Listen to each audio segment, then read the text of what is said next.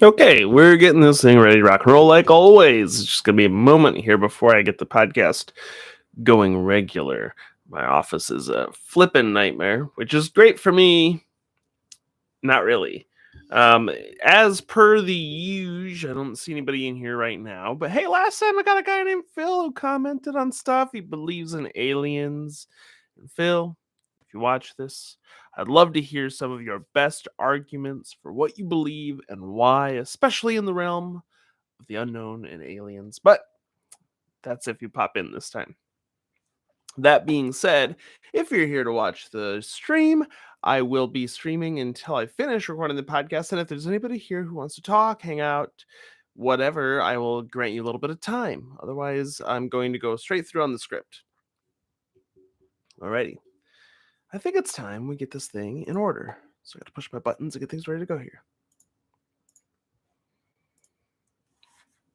Welcome to Fables of Our Deconstruction, a podcast where we examine our systems of faith and culture together as we grow as people. I'm your host, Dylan. If you like what you hear, check me out at patreon.com/Dylan. If you'd like to be on a future episode, leave me a message at 515-318-7569 or find Fables of Our Deconstruction on Anchor FM and leave me a voice message. Leave your name, otherwise I will keep you anonymous. Let's get into this. Okay, so before we get started, I want to announce that I'm nearly finished with my comic series Champions.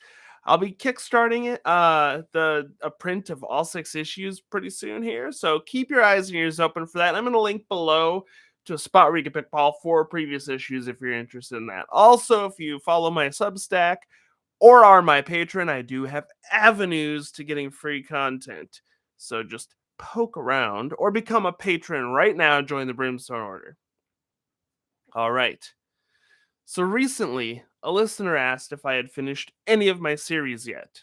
And aside from my finished series on Ken Ham's book Begin, I have not wrapped up most of the series I have started. Guilty as charged.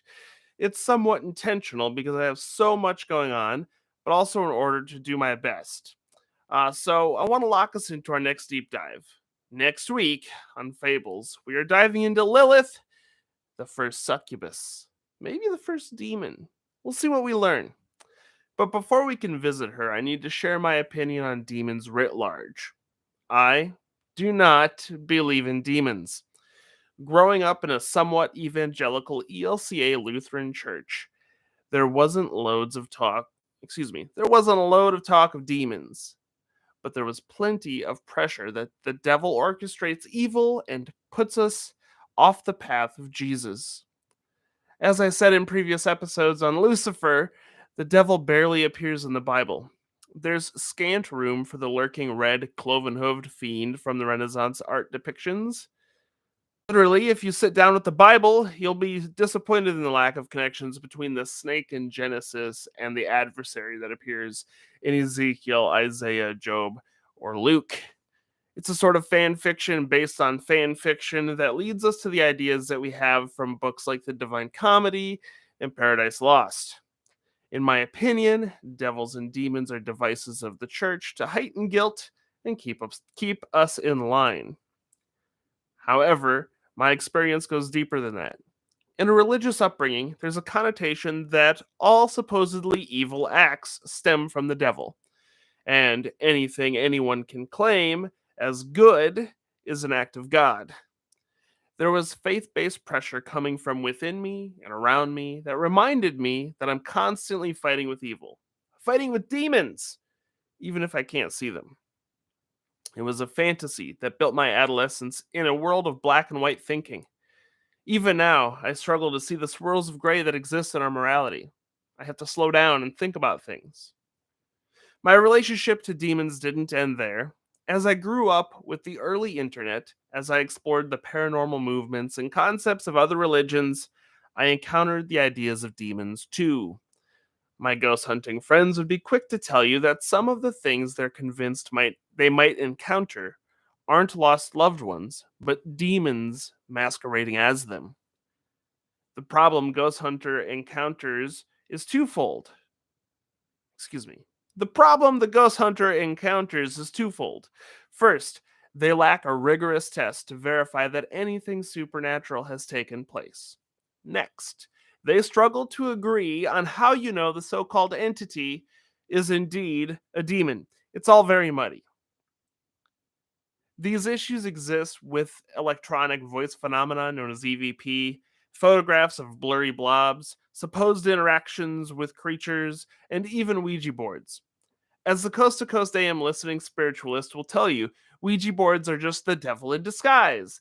As a matter of fact, they happen to agree with my Lutheran confirmation counselor that Ouija boards are so evil that you must never touch one. Burn it, don't throw it out, but never touch it, lest the devil receives you.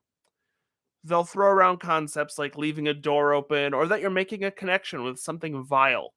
Both the woo woo professor and the religious leader will be more than ready to join the conspiracy theory that Hasbro wants to sell you your soul. Excuse me, that Hasbro wants to sell your soul to Satan, and that's why they want you to buy their so called toy. The fun doesn't stop there. Bigfooters, cryptozoologists, and UFO enthusiasts all have their share of demons. Whether it's explaining away the close encounters like Whitley Strieber's Communion or connecting dots between things that scuttle through the woods, these folks also have their insiders who can assure you that it is all the devil. Lights in the sky changing shapes? Demons. Blurry shape in the wood became an owl? Demon. It is all very medieval to me. And like the ghost hunters, each of these groups have no consensus on what constitutes evidence of their claim or how to tell the evil counterpart. Just like it was in the 1400s, it seems like the devil has a greater hold on this world than God, which really begs the question who the real superpower is. But that's a digression for another time. To me, the reality of devils and demons is truly a metaphor for humans fighting against their evolved instincts. Tribalism helped keep us alive, but could be harmful to outside groups. Magical thinking, like its kin, tribalism, can keep us from being eaten, although in modern times, it can be the thing that consumes us. It seems to me the best concept of personified evil is the idea that we strive to push ourselves towards more collectively working, empathic people, although we bear the baggage of what got us here. When I look at these collections of paranormal groups, I see two issues. Two issues aside from the clear multitude of other issues, but the first issue is that there's so little evidence crafting the worlds of religion, spirituality, and their ilk that they create their own demons. When your grandmother comes through the Ouija board and gets your middle name wrong, it's not a demon pretending to be your grandmother.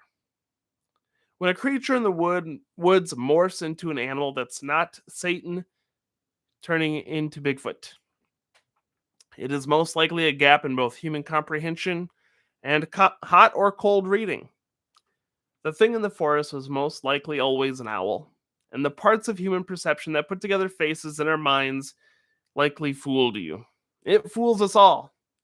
The reason Grandma forgot your middle name is most likely because the other folks at the Ouija table forgot or didn't know your middle name. Groups can prime one another with expectations and information all the time. And in doing so, they can create convincing outcomes that work until, well, they don't. I'm not convinced it's the devil. The second issue at hand is magical thinking to thwart outsiders. Paranormal enthusiasts don't want to be wrong. Even if being wrong is the gateway to being more right, it can sting. If a group can sharpen a point and jab it at you, warning of evil, it can more readily stay insulated from scrutiny. Quote, if you fiddle around in the cemetery wrong, you might get a demon. That's a good way to prime your prospective ghost hunter to build a narrative of their experience and build it in your way.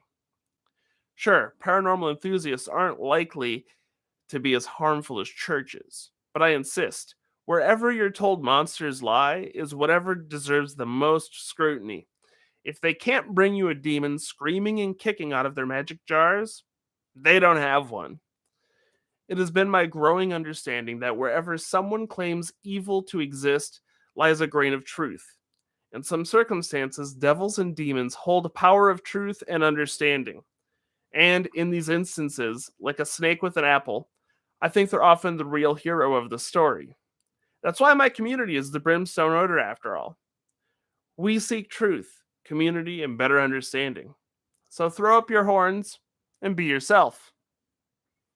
Oh, and before we wrap up, I received a message asking me what happened to Fable 26.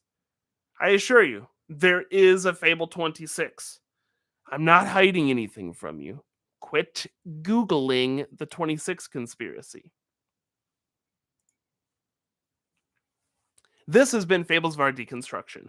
Fables of Our Deconstruction is created by me, Dylan Jacobson.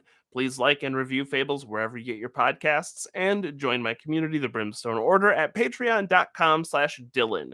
I'd like to thank Apes of the State for the use of their song Moments a Year From Now as my intro and outro. And remember, you're never alone. We are in this together.